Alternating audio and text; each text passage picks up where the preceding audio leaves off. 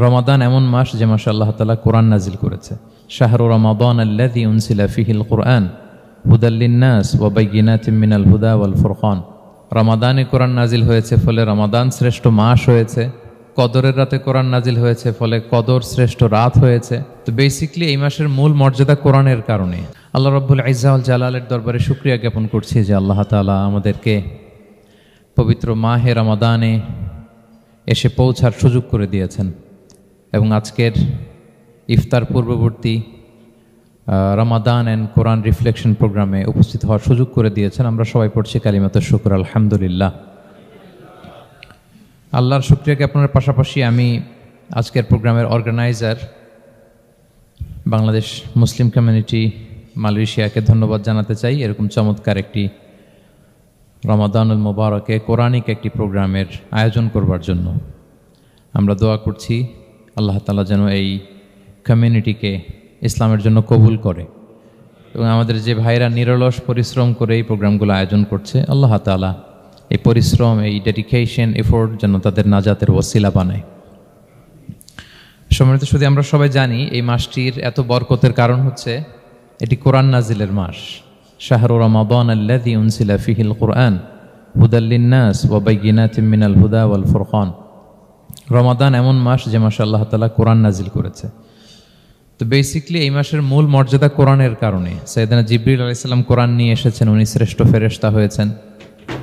আল্লাহর হাবিব সাল্লাল্লাহু আলাইহি ওয়াসাল্লামের উপর কোরআন নাজিল হয়েছে, ফলে উনি শ্রেষ্ঠ নবী হয়েছেন। রমাদানে কোরআন নাজিল হয়েছে, ফলে রমাদান শ্রেষ্ঠ মাস হয়েছে। কদরের রাতে কোরআন নাজিল হয়েছে, ফলে কদর শ্রেষ্ঠ রাত হয়েছে। আমরাও যারা কোরআনের সাথে সুসম্পর্ক গড়ে তুলব, কোরআনের সাথে অ্যাটাচমেন্ট বাড়াবো, আমাদেরকেও শ্রেষ্ঠত্বের মর্যাদায় আল্লাহ তাআলা আসীন করবেন ইনশাআল্লাহ বিইذنিল্লাহ।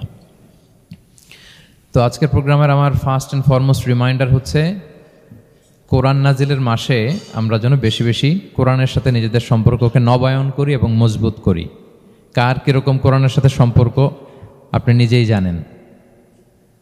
প্রতিদিন কত পৃষ্ঠা কোরআন তেলাওয়াত করেন, কোরআনের অর্থ পড়েন, কোরআনের তাফসির পড়েন কিংবা শোনেন, আপনি নিজেই জানেন। সো নিজে নিজে যেন একটু নিজেকে যেন কাঠগড়ায় দাঁড় করাই এবং নিজেকে যেন জিজ্ঞেস করি যে আমার সাথে কোরআনের সম্পর্ক কতটুকু মজবুত। যদি ঘাটতি থাকে, গ্যাপ থাকে, এটা যেন আমরা মেক আপ করি, ফুলফিল করি এই বরকতময় মাসে। আপনারা খেয়াল করে থাকবেন যে শুরুতেই আমি সূরা ওয়াদ-দুহা ওয়াল-লাইলি ইযা সাজার কয়েকটি আয়াত তেলাওয়াত করেছি। তো আজকে আমরা এই সূরাটির সংক্ষিপ্ত তাফসির পেশ করব ইনশাআল্লাহ বিইذنিল্লাহ।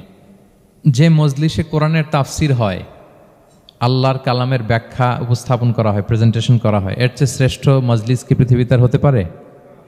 আমরা পৃথিবীর সবচাইতে শ্রেষ্ঠতম একটি মজলিসে এখন বসে আছি। প্রিয় ভাই এবং বোনেরা, আমরা সূরা দোহার তাফসির শুনবো। এই সূরাটা মুখস্থ আছে না অনেকের? কোরআনের যে সমস্ত সূরা আমাদের অনেকেরই মুখস্থ, তার মধ্যে এটা অন্যতম একটা সূরা। এবং দেখবেন যে ইমাম সাহেবরা প্রায় এই সূরা তেলাওয়াত করে। যে সমস্ত সূরা দিয়ে প্রায় নামাজ পড়া হয়, এর মধ্যে অন্যতম একটা সূরা হচ্ছে সূরাতুদ দোহা।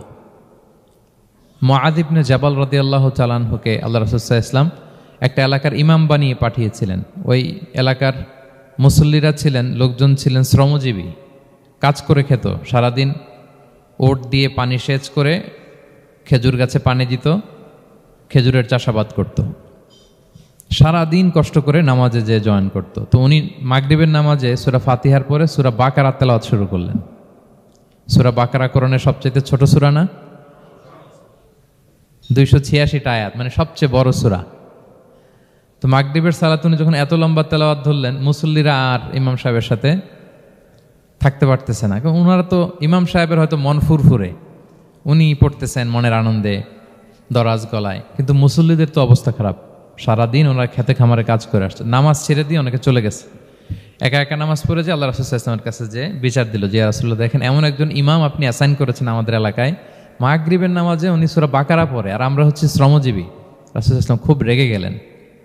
মুআয ইবনে জাবালকে ডেকে বললেন, হে মুআয, আফাত্তানুন আন, তুমি কি সমাজে ফিতনা ছড়াচ্ছ? তুমি জানো না এরা কারা? তোমার কি সূরা ওয়াদ-দুহা ওয়াল-লাইলি ইযা সাজা মুখস্থ নাই? তোমার কি ওয়াশ-শামসি ওয়া-দুহাহা এটা মুখস্থ নাই? তোমার কি সাব্বিহিসমা রাব্বিকাল আ'লা এই সূরাগুলো তোমার জানা নাই? উনি বললেন জানা আছে। তো এগুলো রেখে দিয়ে মাগরিবের নামাজে কেন সূরা বাকারা ধরলা? তোমার মুসল্লিরা তো শ্রমজীবী মুসল্লি। যখন ইমামের দায়িত্ব হচ্ছে পেছনে কারা আছে এটা খেয়াল করা। অনেক সময় ইমাম সাহেব আল্লাহু আকবার বলে যে নামাজ ধরছে, কি হচ্ছে পেছনে আর খোঁজখবর নেই। আল্লাহর হাবিব সাল্লাল্লাহু আলাইহি ওয়াসাল্লাম কিন্তু এমন ইমাম ছিলেন না, উনি অত্যন্ত বিবেকবোধ সম্পন্ন একজন ইমাম ছিলেন। একবার পেছনে এক বাচ্চার কান্না শুনে উনি নামাজ ছোট করে দিয়েছেন। সবাই বললেন, ইয়া রাসূলুল্লাহ, এত ছোট নামাজ তো কখনো পড়তে দেখি না। তখন রাসূল সাল্লাল্লাহু আলাইহি ওয়াসাল্লাম বললেন, একটা ছোট বাচ্চার কান্নার আওয়াজ আমার কানে এসেছে, আমার মনে হচ্ছে বাচ্চাটাকে সামলাতে নারীদের কাতারে একটা মায়ের খুব কষ্ট হচ্ছে, এজন্য নামাজটা আমি খাটো করে দিয়েছি। দেখেন কি চিন্তা চেতনা, পিছনে কি হচ্ছে সব রাসূল সাল্লাল্লাহু আলাইহি ওয়াসাল্লাম এটা খেয়াল করতেন। তো এই সূরার একটা ফজিলত আপনি জানলেন যে রাসূল সাল্লাল্লাহু আলাইহি ওয়াসাল্লাম সূরা ওয়াদ-দুহা ওয়াল-লাইলি ইযা সাজা এটা তেলাওয়াত করতে বলেছিলেন মুআয ইবনে জাবাল রাদিয়াল্লাহু তাআলা আনহুকে। এটা কোরআনের 93 নম্বর সূরা। কত নম্বর? এটা মাক্কি সূরা, আর নাজিলের ধারাবাহিকতা অনুযায়ী এটা 11তম সূরা। মানে এই সূরার আগে আরো 10টা সূরা নাজিল হয়েছিল, তার মানে মক্কার একেবারে শুরুর দিকে এই সূরাটা নাজিল হয়েছিল। আপনারা জানেন যে এবছর আমার একটা বই এসেছে এক নজরে কোরআন নামে, সেখানে আমি প্রত্যেকটা সূরার সার সংক্ষেপ নিয়ে সংক্ষেপে, খুব সংক্ষেপে, কখনো যদি সুযোগ হয় আপনারা দেখবেন যে প্রত্যেকটা সূরা 5 পৃষ্ঠার মধ্যে আমরা নিয়ে আসার চেষ্টা করেছি।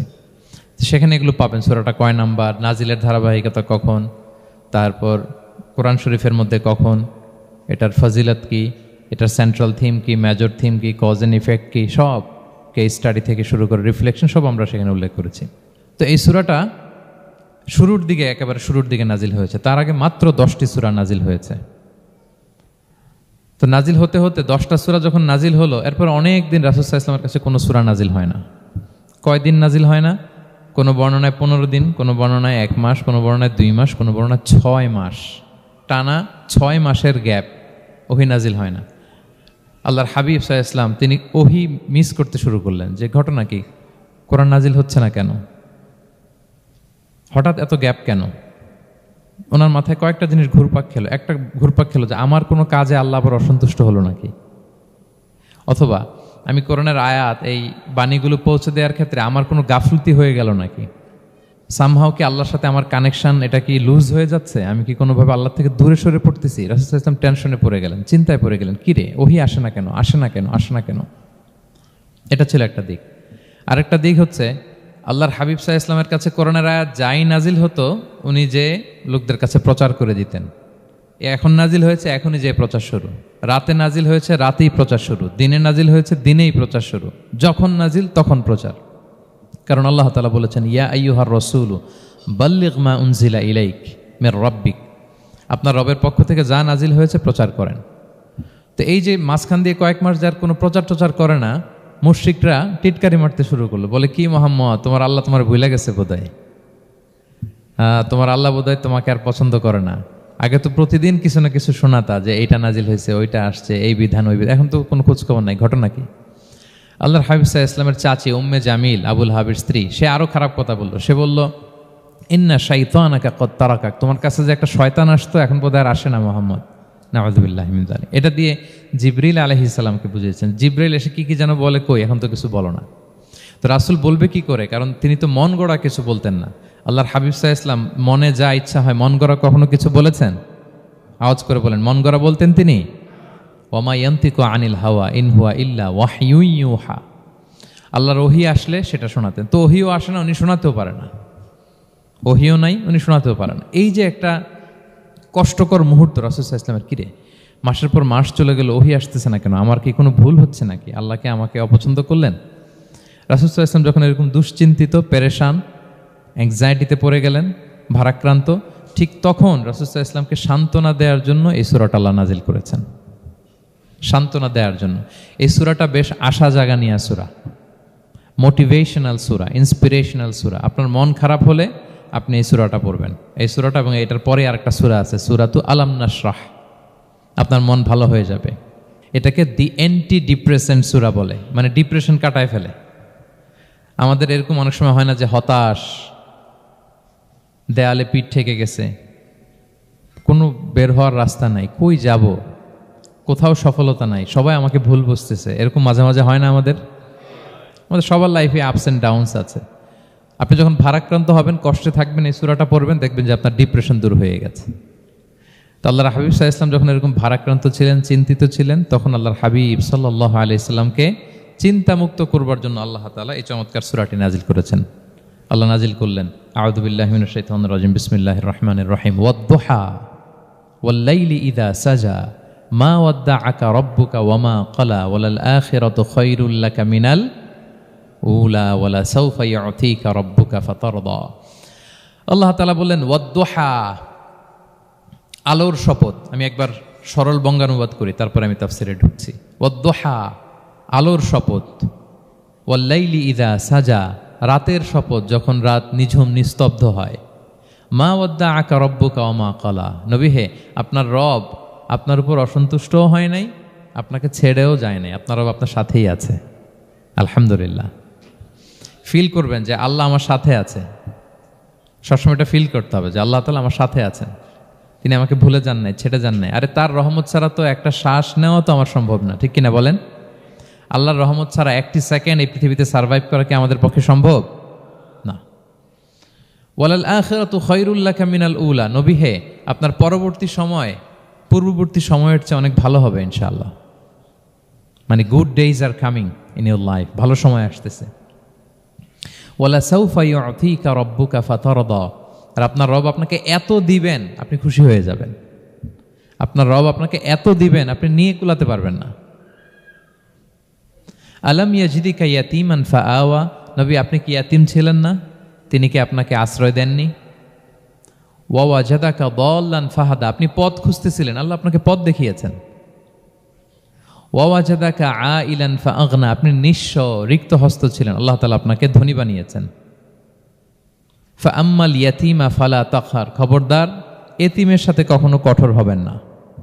ওয়া আম্মা সাইলা ফালা তানহার, ফরিয়াদি যে সুয়াল করে হাত পাতে তাকে ধমক দিয়ে তাড়িয়ে দিবেন না। ওয়া আম্মা বিনি'মাতি রাব্বিকা ফাহাদ্দিস, আর আপনার রবের যে নেয়ামত আপনার প্রতি, এটার বর্ণনা করুন। সুবহানাল্লাহ। এ হচ্ছে সরল অনুবাদ সূরাতুদ দুহার। এবার আসুন আমরা এটার তাফসিরে ঢুকি। আল্লাহ তাআলা প্রথমে দুইটা শপথ করলেন, কসম করলেন, দুইটা ওথ। আমরা যদি সংক্ষেপে ভাগ করি তাহলে 11 আয়াত বিশিষ্ট এই সূরাতে প্রথম 2 আয়াতে দুইটা শপথ আছে, তারপরের 3টা আয়াতে রাসূল সাল্লাল্লাহু আলাইহি ওয়াসাল্লামকে 3টা কনফার্মেশন দেওয়া হয়েছে, সুসংবাদ দেওয়া হয়েছে। এরপরের 3টা আয়াতে আল্লাহর হাবিব সাল্লাল্লাহু আলাইহি ওয়াসাল্লামের অতীতে আল্লাহ কি নেয়ামত দিয়েছেন সেটার একটা রিমাইন্ডার দেওয়া হয়েছে। আর সবশেষে 3টা ওয়ার্ক প্ল্যান দেওয়া হয়েছে, কর্মসূচি, সেগমেন্ট। আপনি এক নজরে কোরআন এগুলো পাবেন, এরকম সেগমেন্ট আকারে আমরা ভাগ করেছি। আই রিপিট, আমি আবারও বলছি, সূরা দোহার 11 আয়াত বিশিষ্ট এই সূরার প্রথম 2 আয়াতে 2টি শপথ, তারপরের 3 আয়াতে 3টি সুসংবাদ, তারপরের 3 আয়াতে অতীতে যে রাসূলকে নেয়ামত দেওয়া হয়েছিল সেটা স্মরণ করিয়ে দেওয়া, আর শেষ 3 আয়াতে 3টা ওয়ার্ক প্ল্যান, কর্মসূচি, রাসূল সাল্লাল্লাহু আলাইহি ওয়াসাল্লাম কী করবেন। ক্লিয়ার হয়ে গেছে না সূরাটা? আসুন এবার তাফসিরে ঢুকি। আল্লাহ তাআলা বললেন ওয়াদ-দুহা, নবী আলোর শপথ। আলো, দোহা মানে আলো। আমার সাথে আওয়াজ করে বলুন, দোহা মানে কি? আলো, সকালের আলো, প্রভাতের সূর্য কিরণ। দিনের প্রথম অংশে একটা সানশাইন থাকে না, খুব চমৎকার লাগে 9টা 10টার দিকে, হ্যাঁ, সানশাইন। এই সকালের সানশাইনটাকে আরবিতে বলে দোহা। এই জন্য এই সময় আল্লাহর হাবিব সাল্লাল্লাহু আলাইহি ওয়াসাল্লাম নামাজ পড়তেন, এটাকে বলে সলাতুদ দোহা, মানে দোহান নামাজ। এটাকে বলে সলাতুদ দোহা, দোহান নামাজ।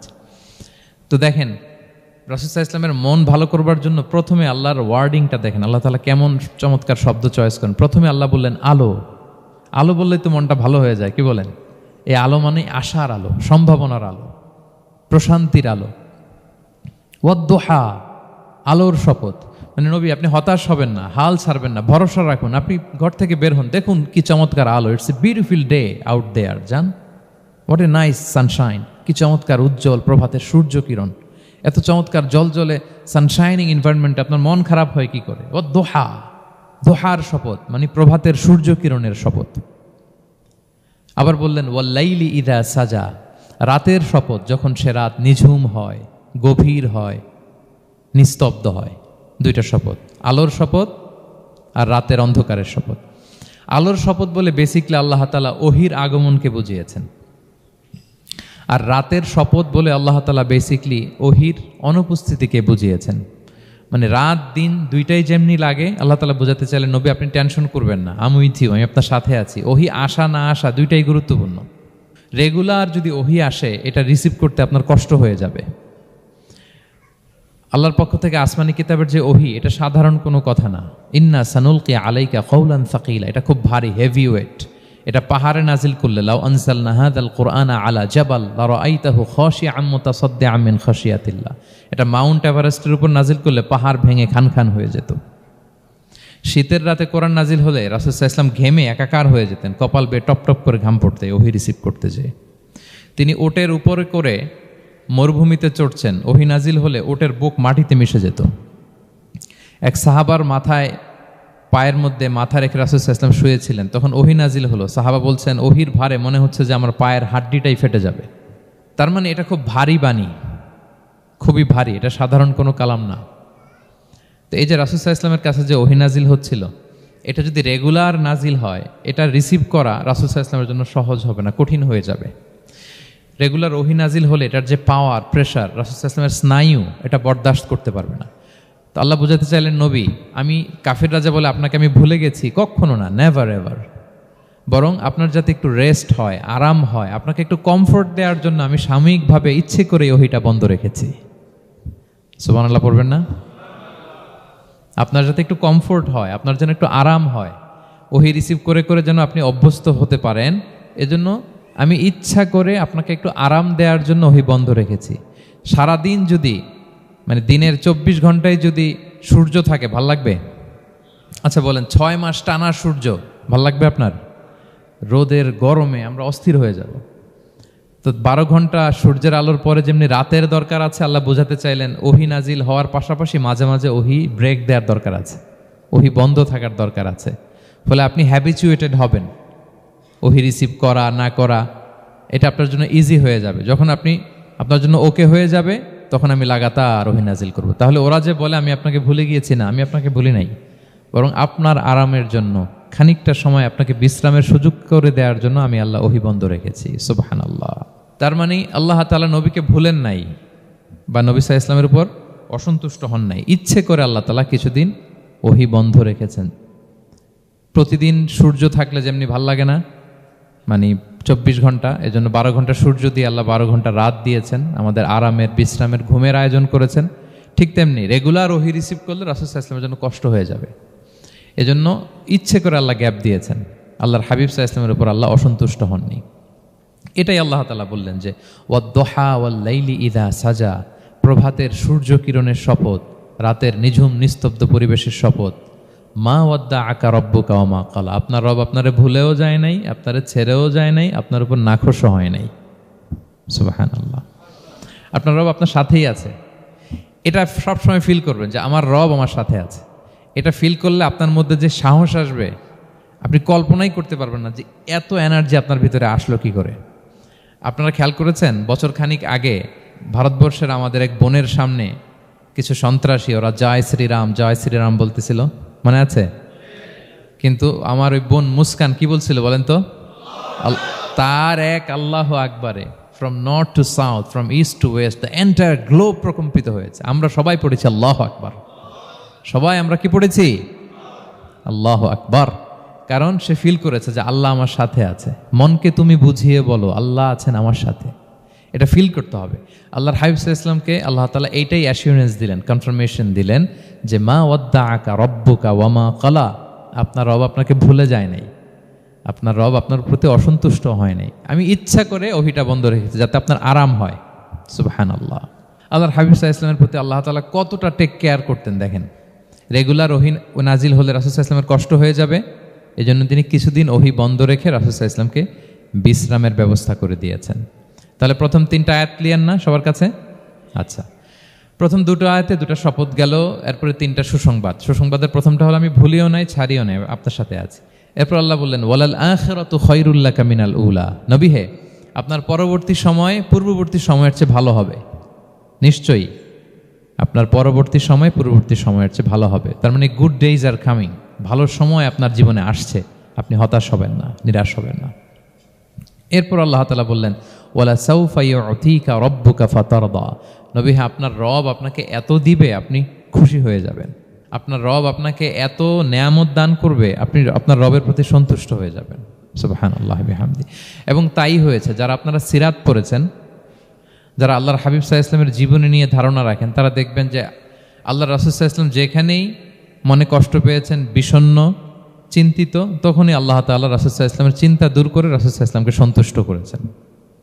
যখনই রাসূল সাল্লাল্লাহু আলাইহি ওয়াসাল্লামের মনে কষ্ট, তিনি চিন্তিত, তখনই আল্লাহ তাআলা ওনাকে হ্যাপি করেছেন। কাইন্ড অফ রাসূলকে হ্যাপি করাই আল্লাহর কাজ, আল্লাহর হাবিব সাল্লাল্লাহু আলাইহি ওয়াসাল্লামকে হ্যাপি করাই আল্লাহ তাআলার কাজ। দেখেন কিভাবে আল্লাহ তাআলা আল্লাহর হাবিব সাল্লাল্লাহু আলাইহি ওয়াসাল্লামকে হ্যাপি করেছেন, একটু খেয়াল করে দেখেন। মক্কাতে যখন খুব জটিল অবস্থা, দাওয়াতি কাজ চালিয়ে নেওয়াটা রাসূল সাল্লাল্লাহু আলাইহি ওয়াসাল্লামের জন্য কষ্ট হয়ে যাচ্ছে, নমুসলিম সাহাবাদের উপর অত্যাচার, তখন আল্লাহর হাবিব সাল্লাল্লাহু আলাইহি ওয়াসাল্লাম দেখলেন যে এই মক্কার দুজনের একজনকে আমার চাই, তাদের একজন যদি ইসলামের ছায়াতলে আসে তাহলে ইসলামের পাল্লাটা ভারী হয়। কারা? একজন হচ্ছে ওমরে ফারুক আর একজন আবু জাহাল। দুজনের একজন তখন ইসলাম ধর্ম গ্রহণ করে নাই। তো রাসূল সাল্লাল্লাহু আলাইহি ওয়াসাল্লাম কেঁদে কেঁদে আল্লাহর কাছে ফরিয়াদ জানালেন, আল্লাহুম্মা আইজ্জাল ইসলামা বিআহাব্বি হাযাইন আর রাজুলাইনি ইনদাক। আল্লাহ, আমি কাউকে স্পেসিফিক তোমার কাছে চাই না, শুধু এটাই বলি, দুজন লোকের নাম বলবো, এই দুজন লোকের মধ্যে থেকে যাকে তোমার পছন্দ হয় তাকে তুমি ইসলামের ছায়াতলে এনে ইসলামকে শক্তিশালী করো। এক হচ্ছে আবু জাহাল, আরেক হচ্ছে ওমরে ফারুক। এই দোয়াটা তিনি করতে লাগলেন, আর খুব চিন্তিত, দুজনের কেউই মুসলমান হয় না। একদিন হঠাৎ সাহাবারা বললেন, ইয়া রাসূলুল্লাহ, আল্লাহর হাবিব সাল্লাল্লাহু আলাইহি ওয়াসাল্লাম তখন দারুল আরকামের ভেতরে বসা। সাহাবারা বললেন, ইয়া রাসূলুল্লাহ, আপনি এখান থেকে সরে যান, কারণ ওমরে ফারুক নাঙ্গা তলোয়ার নিয়ে আসতেছে আপনাকে হত্যা করবার জন্য। তো আল্লাহ রাসূল সাল্লাল্লাহু আলাইহি ওয়াসাল্লাম বললেন যে তোমরা সরে যাও, আমার মনে হচ্ছে ওই যে চোখের পানি ছেড়ে আমি দোয়া করেছি, ওই দোয়া আজকে কবুল হতে শুরু করেছে, তোমরা সরো।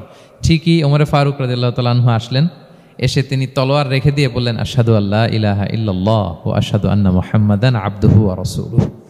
আমি সাক্ষ্য দিচ্ছি আল্লাহ ছাড়া কোনো ইলাহ নেই এবং আপনি আল্লাহর প্রেরিত বান্দা এবং রাসূল।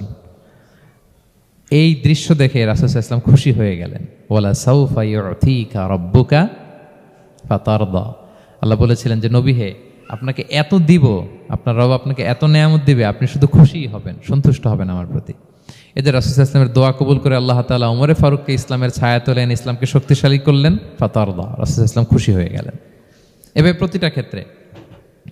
মক্কাতে যখন খুব কঠিন অবস্থা, রাসূল সাল্লাল্লাহু আলাইহি ওয়াসাল্লাম তায়েফে চলে গেলেন দাওয়াত দেওয়ার জন্য। নেইবারিং সিটি, আপনারা যে হজ উমরা করেছেন জানেন, মক্কার পাশের সিটি তায়েফ। দাওয়াত দিলেন, দাওয়াত প্রত্যাখ্যান করলো তারা। শুধু তাই না, ফিজিক্যালি হ্যারেস করা হলো আল্লাহর হাবিব সাল্লাল্লাহু আলাইহি সাল্লামকে। রাসূল সাল্লাল্লাহু আলাইহি ওয়াসাল্লামের জামা ধরে, গা ধরে টানা হেঁচড়া করা হলো, পাথর মারা হলো, তিনি রক্তাক্ত হলেন। হামালাতুল জিবাল, পাহাড়রক্ষী ফেরেশতারা বলল, ইয়া রাসূলুল্লাহ, আপনি যদি আদেশ দেন তায়েফের দুই দিকের পাহাড় দিয়ে এমন চাপা দিব, পুরো তায়েফের জনপদ একেবারে ভ্যানিশ হয়ে যাবে। আল্লাহর হাবিব সাল্লাল্লাহু আলাইহি ওয়াসাল্লাম বললেন, না, আমি আশা করি তাদের পরবর্তী নেক্সট জেনারেশনের কেউ না কেউ পড়বে লা ইলাহা ইল্লাল্লাহ মুহাম্মাদুর রাসূলুল্লাহ। তাই হয়েছে। এখন তায়েফে যান, শুধু মসজিদ আর মসজিদ, মসজিদ আর মসজিদ। কি চমৎকার পরিবেশ! তায়েফে গেলে মনেই হবে না আরব দেশ। বৃষ্টি হয় প্রতিদিন, অনেক চাষাবাদ হয়, চমৎকার এলাকা। রাসূল সাল্লাল্লাহু আলাইহি ওয়াসাল্লামের দোয়ার বরকত। তো তায়েফবাসী দাওয়াত প্রত্যাখ্যান করলো। রাসূল সাল্লাল্লাহু আলাইহি ওয়াসাল্লাম গায়ের রক্ত পরিষ্কার করে নাখলা নামক খেজুরের বাগানে যায়েদ রাদিয়াল্লাহু তাআলা আনহুকে ফজরের নামাজ পড়তেছিলেন। আল্লাহর হাবিব সাল্লাল্লাহু আলাইহি ওয়াসাল্লাম যখন ফজরের সালাতে তেলাওয়াত করতে লাগলেন, একদল জিন পাশ দিয়ে যাচ্ছিল। তারা তাদের এলাকায় যেয়ে বলল, ইন্না সামি'না কুরআনান আজাবা ইয়াহদি ইলা রুশদি ফাআমান্না বিহি। জিনেরা আগে আকাশের উপরে উঠে ফেরেশতারা কি বলে চুরি করে শুনে আসতো। হঠাৎ জিনেরা আর উপরে যেতে পারে না, উপরে যেতে চাইলেই ফাআতবাআহু শিহাবুন সাকিব, আগুনের পাথর মারা হয়। ঘটনা কি? সব জিনেরা বৈঠক বসালো। ঘটনা কি? আগে কত তথ্য আগেই জেনে যেতাম, জেনে গণকদেরকে বলতাম, গণকরা আমাদেরকে ধন্যবাদ জানাইতো। তো এখন তো আসমানের সিকিউরিটি এত বেড়ে গেল কেন? কারণ কি? ওই যে শেষ নবী আসার কথা যে মনে হয় চলে আসছে, দেখো তো কোথায় আসছে উনি। খুঁজতে খুঁজতে খুঁজতে একদল ওই দিন ফজরের সময় আল্লাহর হাবিব সাল্লাল্লাহু আলাইহি ওয়াসাল্লাম রক্তাক্ত হয়ে ফজরের সালাত যখন পড়তেছেন, ওই কোরআন তেলাওয়াত শুনে তারা এলাকায় যেয়ে বলল যে ইন্না সামি'না কুরআনান আজাব, এক আজীব কোরআন শুনে আসছি, ইয়াহদি ইলা রুশদি, এই কোরআন মানুষকে হেদায়েতের পথে নিয়ে যায়। ফাআমান্না বিহি, আমরা ঈমান এনে ফেললাম। সুবহানাল্লাহ পড়েন। তো রাসূল সাল্লাল্লাহু আলাইহি ওয়াসাল্লাম তো এটা জানেন না। আল্লাহ তাআলা জিবরাইল মারফত জানালেন যে হে নবী, আপনি এসেছিলেন ম্যানকাইন্ডকে দাওয়াত দিতে। তায়েফের তারা দাওয়াত গ্রহণ করে নাই, ম্যানকাইন্ড রিজেক্ট করেছে। কিন্তু আরেকটা জাতি আছে যাদেরকে আপনি দেখেন না, তাদেরকে বলে জিন কাইন্ড, মানে জিন জাতি। পুরো জিন জাতি কালিমা পড়ে মুসলমান হয়ে গিয়েছে নবী। ওয়ালা সাউফা ইউতিকা রাব্বুকা ফাতারদা, নবী আপনার রব আপনাকে এত নেয়ামত দিবেন আপনি খুশি হয়ে যাবেন। নবী সাল্লাল্লাহু আলাইহি ওয়াসাল্লাম ওইখানে আবার খুশি হয়ে গেলেন, রক্তাক্ত, ইনজুর্ড। কিন্তু যখন শুনলেন মানুষ জাতি তারা ঈমান আনে নাই, কিন্তু জিন জাতি তারা ঈমান এনেছে, আল্লাহর হাবিব সাল্লাল্লাহু আলাইহি ওয়াসাল্লাম আবার আনন্দিত হলেন। তাহলে আল্লাহর হাবিব সাল্লাল্লাহু আলাইহি সাল্লামকে আনন্দিত করাই হচ্ছে আল্লাহর কাজ, খুশি রাখাই হচ্ছে আল্লাহর কাজ। সুবহানাল্লাহি বিহামদি। আল্লাহর হাবিব সাল্লাল্লাহু আলাইহি ওয়াসাল্লামের বয়স যখন 50 বছর, ওনার কাছের দুজন আত্মীয় মারা গেল। ওনার প্রিয়তমা স্ত্রী খাদিজা রাদিয়াল্লাহু তাআলা আনহা ইন্তেকাল করলেন, ওনার প্রিয় চাচা আবু তালেব ইন্তেকাল করলেন। দুজনই শেল্টার দিত, একজন ঘরে একজন বাইরে। আবু তালেবের কারণে কেউ রাসূল সাল্লাল্লাহু আলাইহি ওয়াসাল্লামের গায়ে হাত তোলার সাহস পায় নাই। তো উনি যখন ইন্তেকাল করলেন রাসূল সাল্লাল্লাহু আলাইহি ওয়াসাল্লাম বিপদে পড়ে গেলেন। সারাদিন কাফেরদের বকা ঝকা গালি খেয়ে ঘরে যখন আসতেন, খাদিজা রাদিয়াল্লাহু তাআলা আনহার কথা শুনলে ওনার হৃদয়টা প্রশান্ত হয়ে যেত। তো বাইরের চাচাও নাই, ভেতরের স্ত্রীও নাই, দুজনই মারা গেলেন ওই বছর। ওই বছরকে বলা হয় আমুল হুজন, মানে দুশ্চিন্তার বছর। এত ভারাক্রান্ত আল্লাহর হাবিব সাল্লাল্লাহু আলাইহি ওয়াসাল্লাম হলেন, চিন্তিত হলেন, মনটা ভেঙে খান খান। আল্লাহ তাআলা কিন্তু ঠিকই বুঝেন যে তার হাবিবকে কখন হ্যাপি করতে হবে। আল্লাহ তাআলা তখন সাইয়েদনা জিবরাইল আলাইহিস সালামকে পাঠালেন যে যাও, আমার বন্ধুকে আর পৃথিবীতে থাকার দরকার নাই, আমার বন্ধুকে ঊর্ধ্ব জগতের নৈশ ভ্রমণের ইনভাইটেশন দিয়ে আসো, মানে মেরাজের ইনভাইটেশন দিয়ে আসো। পড়েন সুবহানাল্লাহ। সুবহানাল্লাযী আসরা বিআবদিহি লাইলাম মিনাল মাসজিদিল হারামি ইলাল মাসজিদিল আকসা, মসজিদে হারাম থেকে মসজিদুল আকসায়, তারপরে উপরে।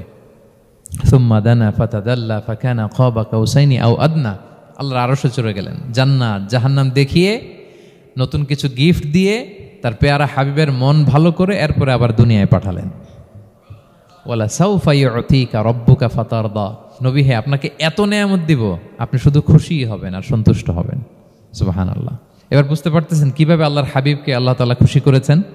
মক্কায় আর থাকতে পারতেছেন না, এমন অবস্থা যে কোনো সময় আল্লাহর হাবিব সাল্লাল্লাহু আলাইহি ওয়াসাল্লামকে হত্যা করা হবে। আল্লাহ তাআলা আল্লাহর হাবিবের জন্য নতুন জায়গার ব্যবস্থা করে দিলেন, তওবা কিংবা তাইবা, যেটাকে আমরা মদিনা বলি। তিনি মদিনায় গেলেন, আবার রাসূল সাল্লাল্লাহু আলাইহি ওয়াসাল্লামের হৃদয় প্রশান্ত হলো। কিন্তু মদিনায় যে তিনি কাবাকে মিস করতে আরম্ভ করলেন। আল্লাহর হাবিব সাল্লাল্লাহু আলাইহি ওয়াসাল্লাম নবী হওয়ার পরে টানা 14 বছর কিবলা ছিল কিন্তু বাইতুল মাকদিস। কিন্তু মক্কায় যখন তিনি ইবাদত করতেন, তিনি বাইতুল মাকদিসের দিকেই হয়েই নামাজ পড়তেন, কিন্তু সামনে কাবাটারে রাখতেন। কথা বুঝতে পেরেছেন? মক্কায় যখন তিনি নামাজ পড়তেন 13 বছর, কিবলা যেহেতু বাইতুল মাকদিসের দিকেই হয়ে নামাজ পড়তেন, কিন্তু মাঝখানে রাখতেন কোনটারে? কাবাকে। তাহলে কেমন যেন কাবাই তার সামনে। আচ্ছা, কিন্তু মদিনায় যখন গেলেন এখন তো আর সুযোগ নাই, কাবা একদিকে, বাইতুল মাকদিস আরেক দিকে, এখন কাবাকে আর সামনে রাখা যাচ্ছে না, মিস করতে লাগলেন কাবাকে। আর প্রত্যেক নামাজের পরে আকাশের দিকে তাকায় থাকেন, ইস আল্লাহ যদি আয়াত নাজিল করে আমার জন্মস্থান যে মক্কা, আমার পূর্বপুরুষ ইব্রাহিম আলাইহিস সালামের যে ওই কাবার দিকে যদি কিবলাটা ঘুরাই দিত কতই না ভালো হতো। আল্লাহ বলেন যে আপনি যে কদ নারা তাকাল্লুবা ওয়াজহিকা ফিস সামা, নবী আপনি যে আকাশের উপর চেহারা উঠিয়ে মনে মনে কি চান আমি তো বুঝি। আল্লাহর হাবিব সাল্লাল্লাহু আলাইহি ওয়াসাল্লামকে খুশি করার জন্য আল্লাহ আয়াত নাজিল করলেন, ফাওয়াল্লি ওয়াজহাকা শাতরাল মাসজিদিল হারাম। নবী হ্যাঁ, আপনাকে খুশি করার জন্য নতুন বিধান নাজিল করলাম, এখন থেকে ফ্রম রাইট নাও আপনি যখনই নামাজ পড়বেন এখন থেকে কাবামুখী হয়ে আপনি সালাত আদায় করবেন। তাহউইলুল কিবলা, কিবলা পরিবর্তন হয়ে গেল। সুবহানাল্লাহি বিহামদি। আপনারা মসজিদে নববীর পাশে মদিনাতে একটা মসজিদ দেখবেন, এটাকে বলে মসজিদ যুল কিবলাতাইন। এমন মসজিদ যে মসজিদে এক নামাজে 2 কিবলা শেয়ার করা হয়েছিল। মানে এই আয়াত যখন নাজিল হলো, আল্লাহর হাবিব সাল্লাল্লাহু আলাইহি ওয়াসাল্লামের সাথে একজন নামাজ পড়ে যে ওই মসজিদে যে দেখে কিছু লোক নামাজ পড়তেছে ওই বাইতুল মাকদিসের দিকে হয়ে, কারণ তখন পর্যন্ত ওইটাই কিবলা। তিনি নামাজরত অবস্থায় এদেরকে বললেন যে তোমরা তো জানো না এই মাত্র আয়াত নাজিল হয়েছে, কিবলা কিন্তু আর ওই দিক নাই, ডাইরেকশন চেঞ্জ, এদিকে হয়ে যাও। তো ইমাম সহ মুসল্লি সব ঘুরে নামাজের মধ্যে ওইদিকে হয়ে গেছে। তাহলে একই নামাজে 2টা কিবলা শেয়ার করা হয়েছে, ফলে তখন থেকে মসজিদের নাম হয়ে গেছে মসজিদ যুল কিবলাতাইন, 2 কিবলাওয়ালা মসজিদ। তাহলে দেখেন আল্লাহর হাবিব সাল্লাল্লাহু আলাইহি ওয়াসাল্লামকে খুশি করার জন্য আল্লাহ তাআলা কিবলা চেঞ্জ করে দিয়েছে। সুবহানাল্লাহ বলতে পারলেন না? এভাবে যখনই আল্লাহর হাবিব সাল্লাল্লাহু আলাইহি ওয়াসাল্লাম বিষণ্ণ, চিন্তিত, মন খারাপ, ওনার মন ভালো করার দায়িত্ব নিয়েছে কে? জিবরাইল এসে শোনাতে লাগলো আগের জামানায় কেউ 500 বছর 700 বছর হায়াত পেয়েছে। বনি ইসরাইলের অনেক মুজাহিদ 1000 বছর জেহাদ করেছে। কয় হাজার বছর? জেহাদই করছে 1000 বছর। আমরা হায়াত পাই কয় বছর? আমাদের হায়াত কয় বছর অন অ্যান অ্যাভারেজ? 60-70।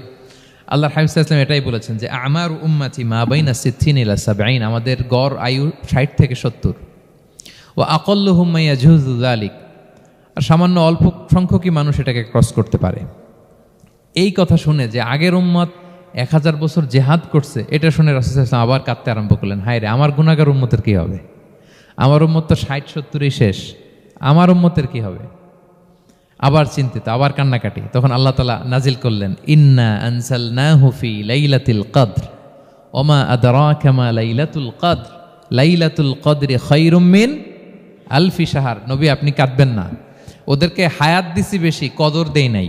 আপনার উম্মতকে হায়াত কম দিছি, কিন্তু আপনার উম্মতের জন্য আমি লাইলাতুল কদর রেখে দিয়েছি।